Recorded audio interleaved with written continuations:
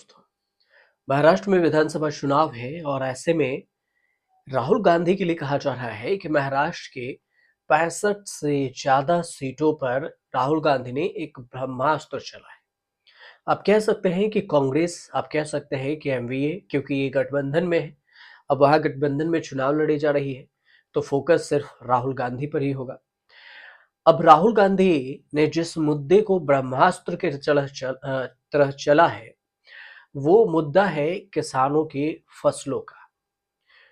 अब कैसे ये ब्रह्मास्त्र हुआ आपको ये बताते हैं, क्योंकि ऐसा ही कुछ हुआ था लोकसभा चुनाव में, जो महाराष्ट्र में बीजेपी की आ, इतनी कम सीटें कर दी कि पछतावा होने लगा। महाराष्ट्र में बीजेपी सरकार के सोयाबीन और कपास योजनाओं को, जो कपास है वो किसानों को उचित मूल्य पर नहीं मिल रही है और इसी वजह से आलोचना हो रही है कि उसके दाम नहीं मिल रहे। राहुल गांधी ने आश्वासन दिया है कि इंडिया गठबंधन की सत्ता आने पर तुरंत ही समाधान ढूंढ लेंगे। सोयाबीन और कपास के किसान कैसे महाराष्ट्र का पूरा खेल बदल सकते हैं, इसे समझने के लिए आपको ये पहले समझना जरूरी है कि इस साल के लोकसभा चुनाव में महाराष्ट्र में महायुति और बीजेपी के लिए जो नतीजे थे निराशाजनक रहे। राज्य में विधानसभा चुनाव में महायुति गठबंधन की तैयारियां भी है और लोकसभा चुनाव में बीजेपी को यहां पर प्याज की खेती करने वालों जो इलाके हैं उसमें 12 सीटों पर नुकसान हुआ था, प्याज की खेती करने वाले किसानों की वजह से। यह ऐसा समय था जब प्याज की कीमतें बहुत कम थी, लेकिन अब प्याज की कीमतें बहुत बढ़ गई है, जिससे किसानों को राहत के साथ बहुत ज्यादा फायदा भी हो रहा है। प्याज एक्सपोर्ट पर लगे बैन को भी अब सरकार की ओर से हाल ही में ढील दी गई और इससे किसानों को फायदा हो रहा है। लेकिन विधानसभा चुनाव में प्याज के जो किसान है उससे ज्यादा सोयाबीन और कपास के किसान की डिमांड है। लेकिन इस दोनों किसान के जो है काफी नुकसान हो रहा है। राहुल गांधी ने सोयाबीन और कपास के किसानों के साथ रैली करने वाले थे बुल्ढाना जिले के चिल्खी में, लेकिन जिस दिन रैली थी उसी दिन दिल्ली से उनकी विमान खराब हो गई, जिससे रैली को रद्द करना पड़ा। राहुल गांधी ने वीडियो जारी कर माफी भी मांगी। इसके बाद उन्होंने कहा कि हमारी सरकार बनती है तो हम इसका असल मुआवजा देंगे। अब 23 नवंबर को महाराष्ट्र में चुनाव है, तो सवाल महाराष्ट्र की सत्ता में कौन आएगा, ये सवाल महाराष्ट्र की राजनीति में भी दिलचस्प रखने वाले हर शख्स ने जरूर जानना चाहा होगा।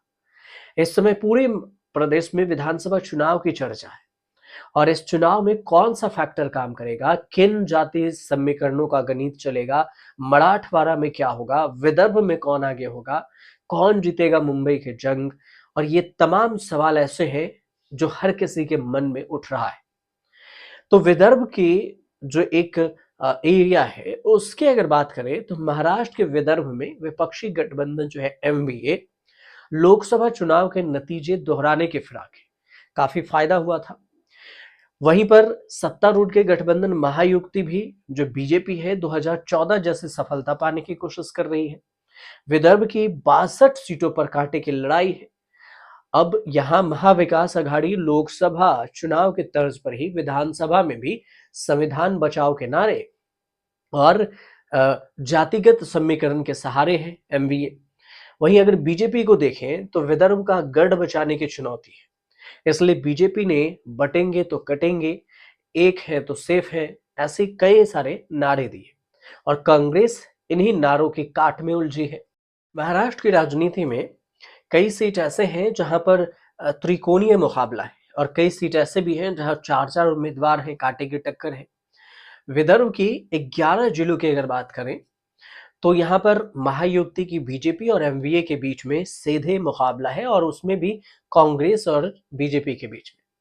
सीटों की अगर बात करें तो 62 विधानसभा क्षेत्रों में 36 पर बीजेपी और कांग्रेस का सीधा मुकाबला है।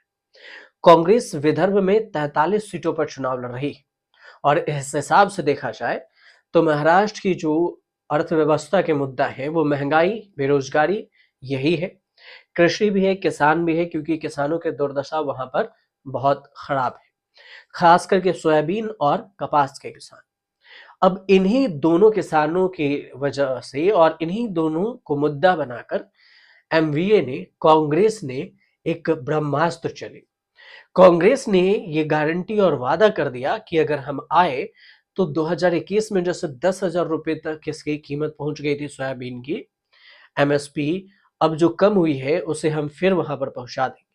सोयाबीन के लिए एमएसपी 4,892 रुपए है, जबकि किसानों को लगभग 4200 रुपए का या उससे कम में भी बेचने पड़ते हैं।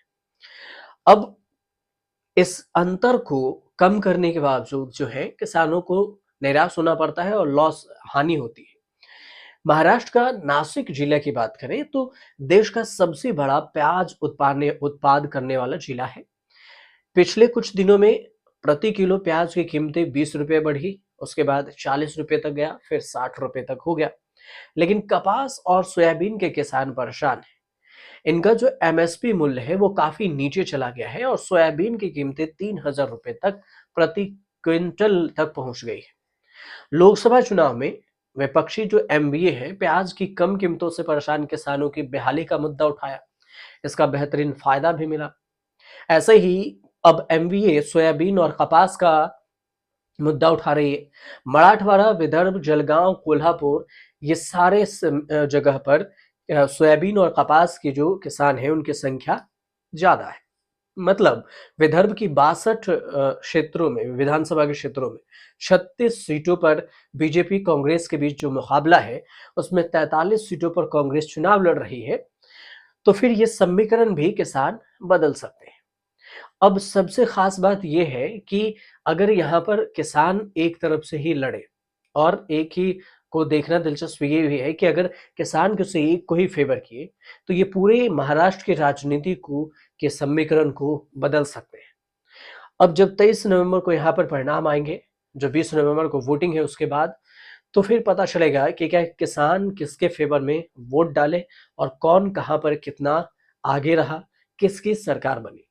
फिलहाल जो जानकारी आपको अच्छी लग रही हो तो चैनल को सब्सक्राइब कीजिए और प्लीज शेयर कीजिए।